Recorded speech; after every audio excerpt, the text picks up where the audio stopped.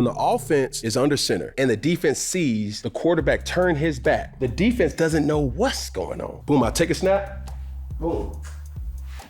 You don't necessarily know what the hell is going on. In the gun, you gotta put the ball in the running back's pouch to draw the defense closer. Now, the thing that you can get from under center is the element of surprise. Some would say, well, why don't you just go up on the center? Well, if you go on the center, you lose the ability to do RPOs. That's the same thing. And what does that stand for? Run pass option. Run pass option is where you call a pass play and you call a run play at the same time. Back in the day when I first came into the league, reading a defense was primarily only able to be done by zone reads. As the game has changed, now, boom, me just reading the defensive end and having a run option. If the defense shoots upfield, I'm gonna hand the ball off. If the defensive end crashes down, I pull it, right? Well, now we've changed that dynamic and said, instead of reading the defensive end, I can now read this hook defender right here. If that hook defender is in a threatening position, boom, I'm going to pull it and throw the slant, short 8, bang 8 right behind him. Or if he's soft, boom, because we can account for that. See, you have run reads, pass reads, or handoff reads, throw reads. Then you start to say, all right, well, if we want to read the nose tackle or the 3-tech, that's now a trap. If I'm literally putting it in the running back's breadbasket, so to speak, and I can have a run pass option, now it won't be behooving of me to read